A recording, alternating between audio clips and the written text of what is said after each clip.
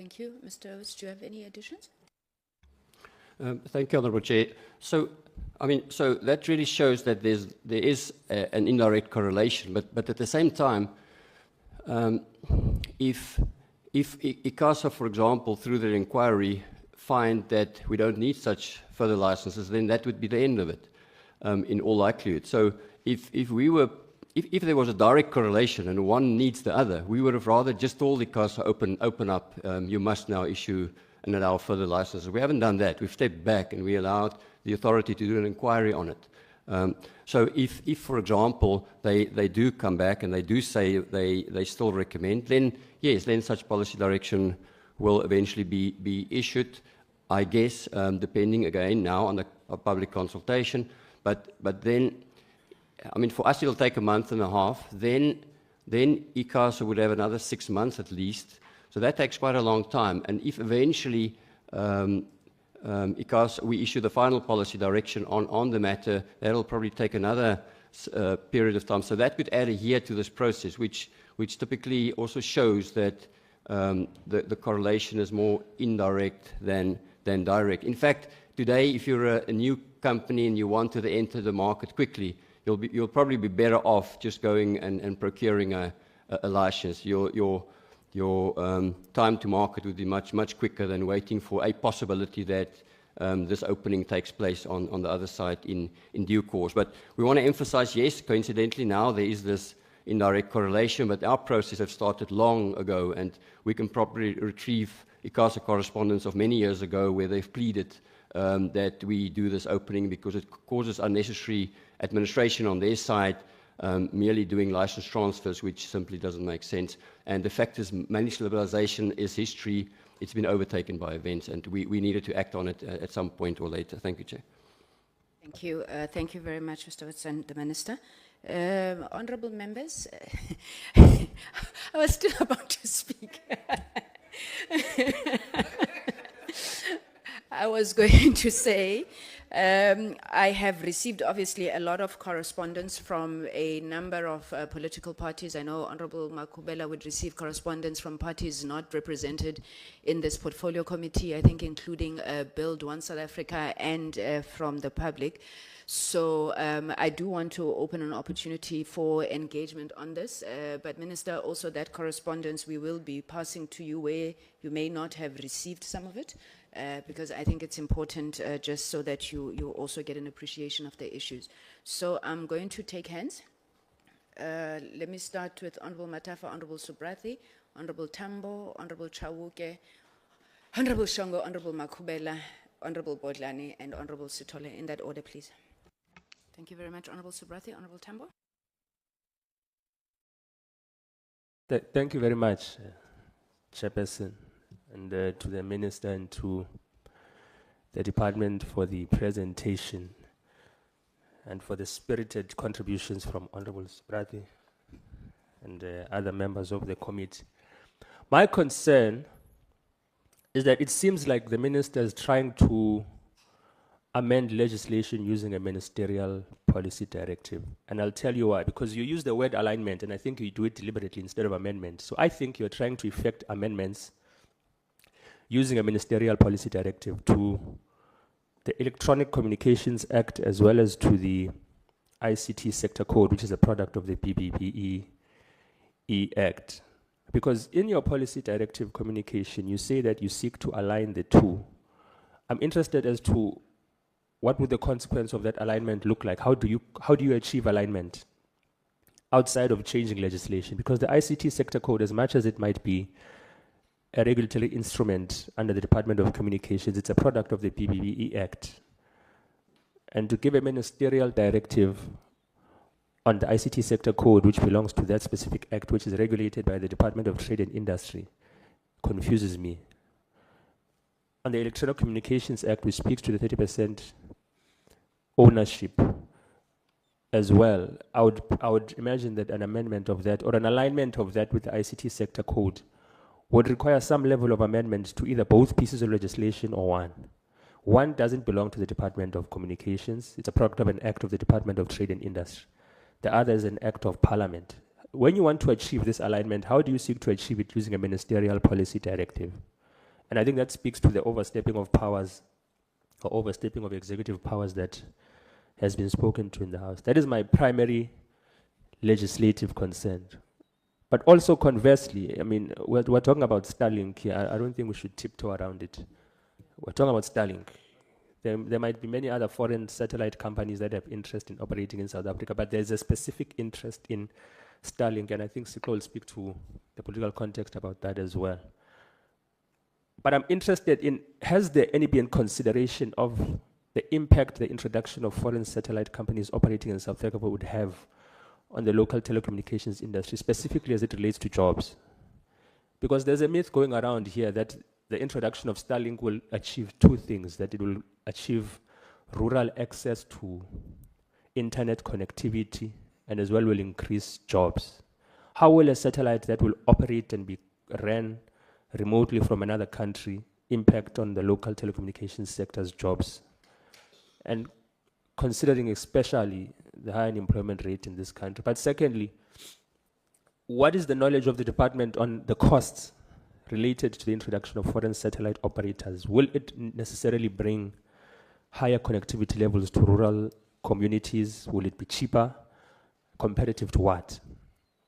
And has there been any consideration of the other spheres within which Starlink operates and the regulatory frameworks in the other countries that they operate, and whether they abided by them as set in stone? Because we are aware that they are operating in India with much stricter ownership, regulatory existence in terms of local ownership there. We know there's been a challenge in Taiwan, in Japan. Why are we altering our legislation for Starlink, whereas where it goes to operate in other countries, it did not utilize this coercion for us to change our laws in order for it to operate in South Africa? So I'm interested in the legislative aspect of it, and I think we'll talk further after we get clarity on that. Thank you, Chair. Thank you, Honorable Tambo. I think it was Honorable Chawuke after. Thank you very much, Honorable Chair. If you don't mind, I will remain seated. Greetings to honorable members and also to the Minister and his delegation.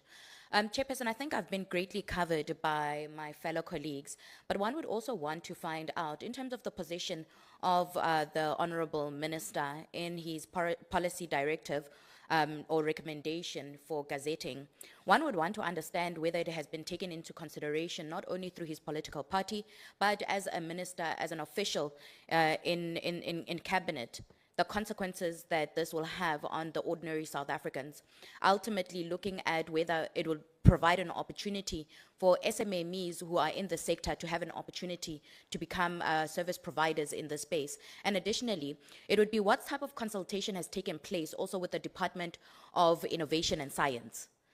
We do know that Innovation and Science has a particular program and project that they are running as well. And one would want to see if this was a unilateral decision that was taken, or was there consultation and consultation that is befitting and sufficient to really put a case study forward.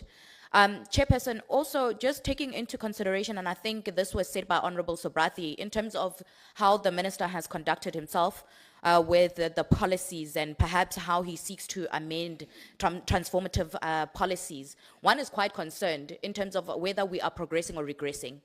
And perhaps through your guidance and your leadership, Chairperson, you will guide us in terms of the proximity or the reach of the Minister and this portfolio committee in terms of those amendments and perhaps the recommendation.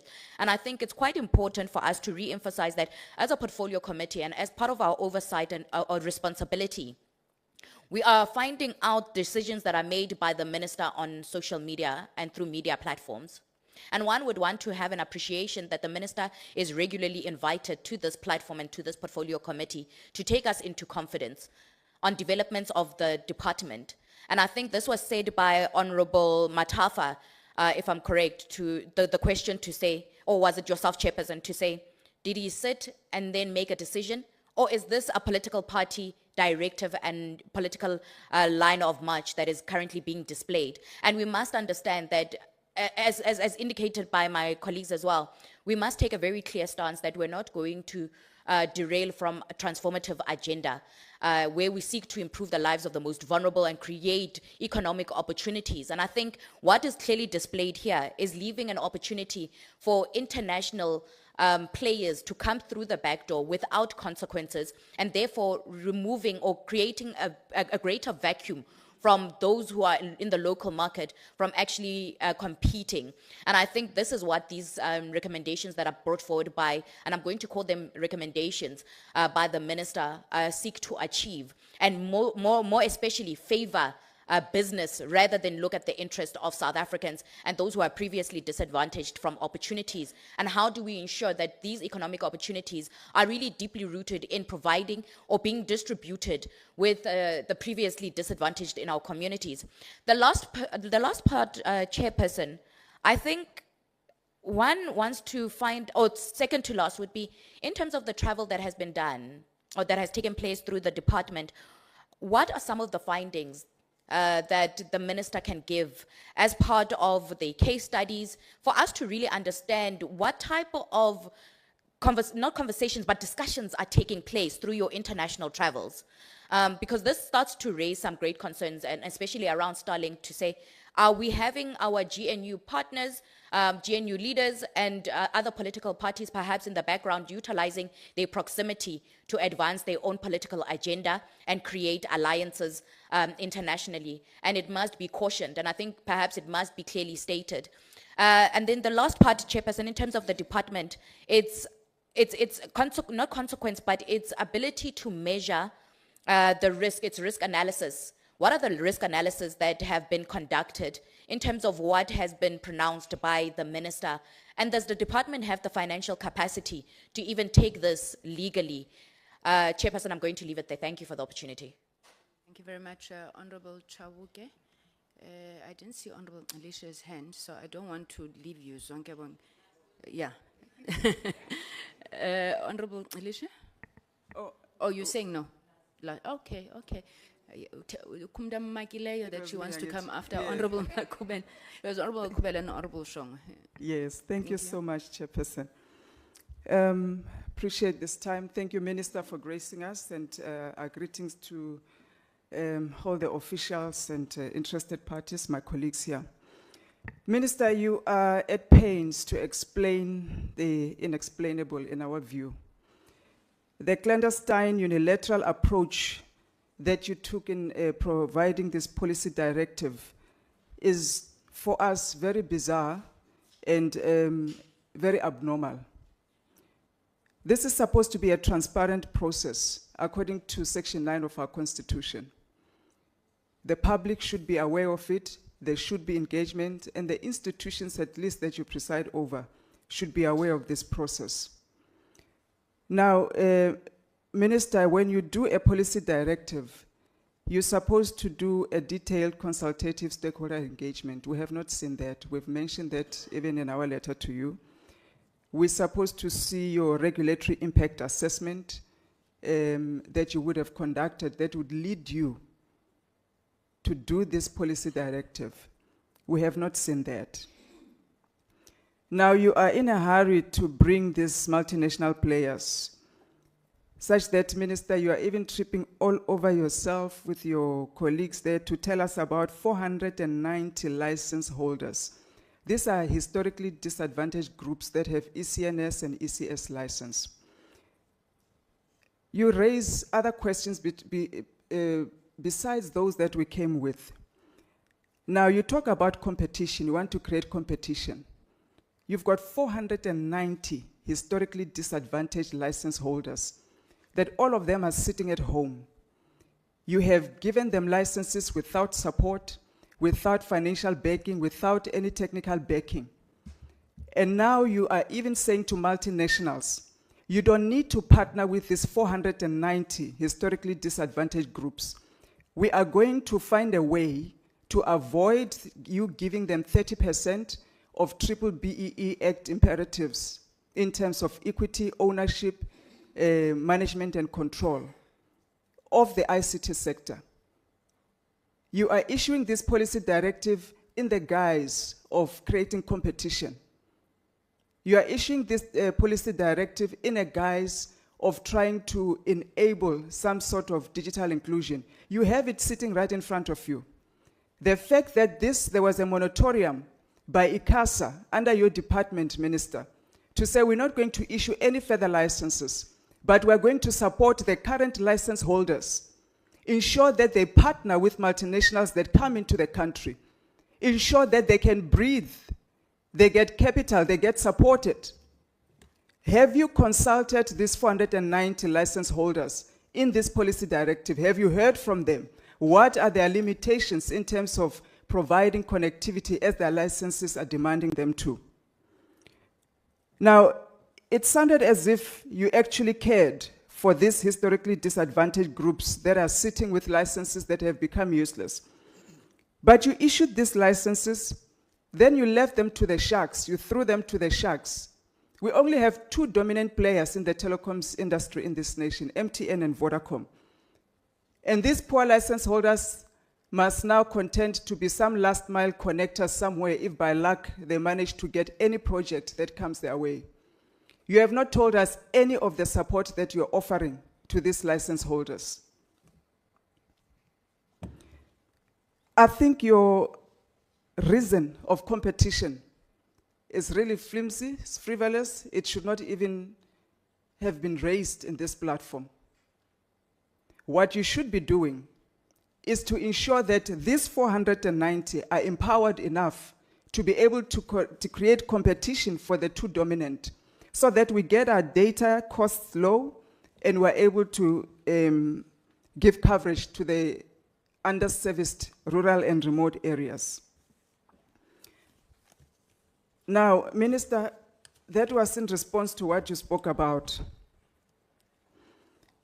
The digital communications and the Communications and Digital Technologies Department has been mandated to enable South Africa's digital transformation. To date, we can tell you that you have achieved no digital inclusion.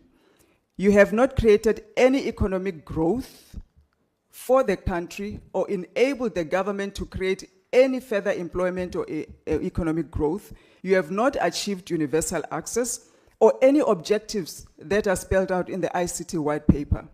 We ask ourselves sitting here then, what is the point of this department? With billions of rands that have already been funneled into your entities, we anticipated an ICT revolution in your operations. If not for the disastrous Oval meeting in the White House, which descended into a televised spectacle in which South Africa was subjected to a global ridicule as a barbarian, violent nation, pressured into abandoning its sovereign laws to appease the billionaires and multinationals like Starlink, with an investment pitch that turned into a violent crime scene of us slitting each other's throats, raping our women over and over again.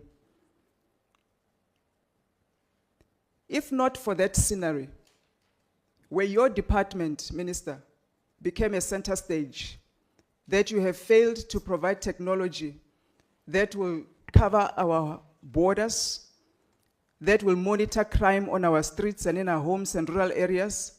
You failed to provide connectivity that will give our children online schooling. You failed to provide connectivity in police stations such that we're able to remotely report cases and the police are able to respond to cases immediately. If not for the failures of the telecommunications department, perhaps that spectacle of the White House would not even have happened. Minister, we had even forgotten about you and your department, if not for that meeting. Let alone why we are even doing this digital inclusion and migration in the first place. But let's begin here.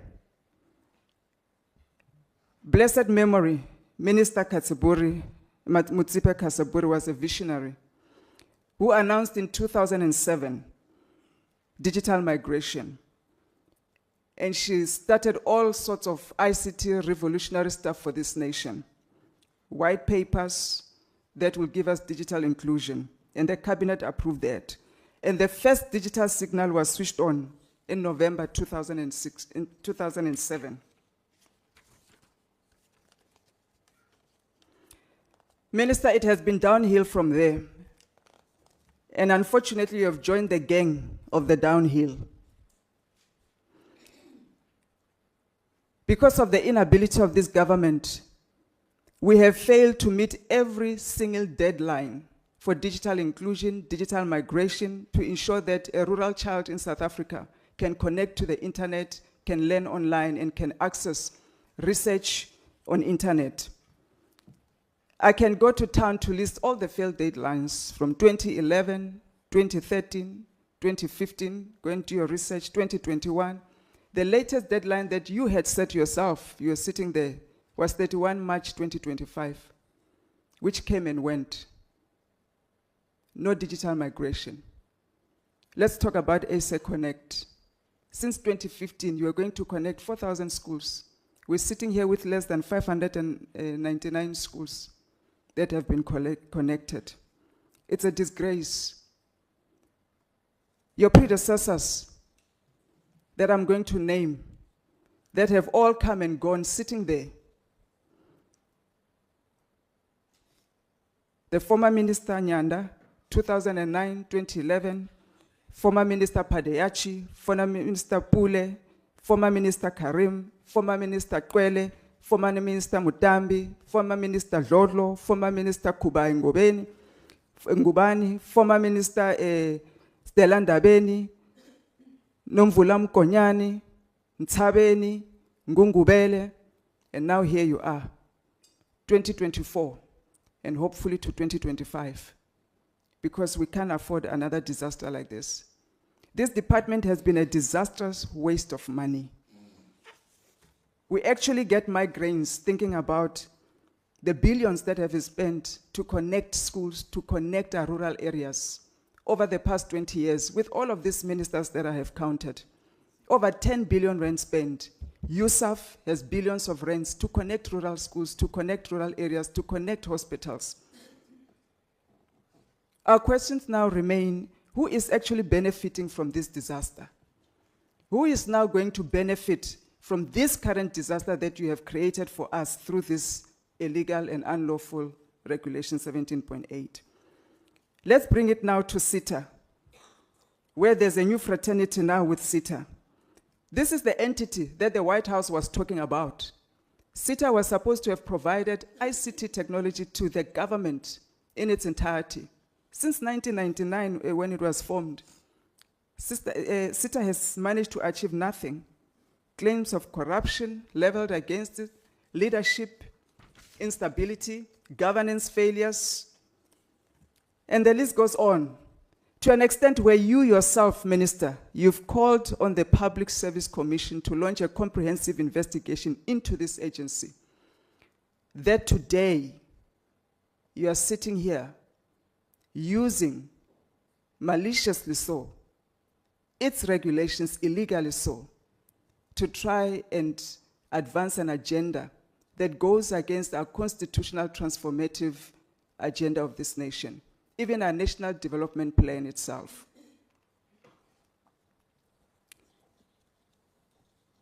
Now, when we watch that ill-prepared conclusion, Honorable not yet, Malatjie. not yet, Minister. We've been waiting. Sorry, Minister, waiting.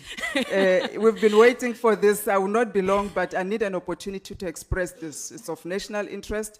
We waited for everybody who was late to arrive here, so may we kindly have this opportunity to express. It's our one opportunity. Our constituencies are listening to what we are saying. Thanks, Honorable Those Malatjie. ill-prepared GNU delegation that was at the White House describing the failures. Minister, they were describing the failures of SITA. They were describing your failures as a Minister of Communications and Digital Technologies. They were describing the failures of Centec, the failures of USASA, the failures of Broadband Infraco, USAF, and all that money that has been spent. Over 6,000 employees under your watch, employed to provide what you want Starlink to come and do for you. Frankly, we think that meeting, that whole fiasco, Minister, was a vote of no confidence on you. Your party leader sitting there, John Steenhuisen, the president, and all the other ministers and their billionaire friends have actually issued a vote of no confidence on you. And hence they are begging Starlink to come and do your job. And the 6,000 people that this government is paying on a monthly basis to do this very work. And what is your response to all of this, Minister? Hardly 48 hours after the fact, you truly are affirming what they were saying, that you are out of your depth, and without due process and lack of judgment call, you went and issued an unlawful, unconstitutional gazette. So here we are today. An SMK party, through this committee, we're here to provide oversight. Over the past 30 years, oversight was just reduced to ineffectiveness, pushing partisan agendas. That time is over. We are not going to sit and overlook illegal acts, incompetence, and corruption. We understand what this means, what BBBE means, what the Constitution means when they talk about transformation, what the ICASA Act means, what the CETA Section 23 means. We understand all of this. It means a job opportunity for a township and rural child somewhere. Minister, the gravity of that gazette that you so casually signed, it's a denial of a constitutional right of a historically disadvantaged group to own the economy, to participate in the ICT sector, and to own land in this country. Those of us who have single citizenship and single passport, and many others who vote for us, they want an opportunity to play in the ICT sector. They are tired of equity equivalent handouts. They are tired of multinationals that are going to come in here and give them crumbs and train them without meaningful, sustainable ownership, control, and transformation. Our letter as MK Party was very clear. There is no multinational that will evade the BBBE Act of ownership, control, and management, the 30% as provided by the Act. As I draw to close now, Minister, it's a pity that we can't directly put a motion of no confidence on you as MPs and as a party, because you have delegated authority, you are appointed by the President. But in the light of that, these are my 4 questions to you. Why should we keep you as a Minister of DCDT? When are you reversing this unlawful gazette? Who pressured you to do this? You are under oath. Who pressured you? Who instructed you to do this? Because you seem like an intelligent man. Maybe in the words of Rupert, you seem like a changed man. Who is pressuring you to do this? Tell us who in your department, the departments that you oversee, advised you to do this gazette, because we want to know them. Because those are the incompetent people that after we release you, we need to go after them as well. Finally, again, Mr. Minister, when can we expect your resignation letter? I thank you. Thank you very much, Honorable Makubela. Honorable members, I want to plead with you. It's 11:49. Chair, my apologies to interrupt you. I missed the second question on the 4 concluding questions that the honorable member asked. So I would really, and I'm not being distracted. Number one was, why should we keep you? So I missed the second one. Honorable Makubela. Honorable Makubela, could you repeat your second question? You see now, I'm not sure if I can do it with the same passion. So, but the second one was, when are you reversing the unlawful gazette? You got the other ones? Perfect, thank you. Members, please, it's 10 to 12. And unfortunately, we do have plenary at 2 o'clock. I know that we all want to speak on this matter, but I'm appealing. Let's try and manage time because the minister will still have to respond, and I know you will still want to follow up. SABC Centec are sitting here, so please, can I ask that we manage ourselves? I don't want to stop anybody, lest I be called a changed woman. Honorable Shongwe?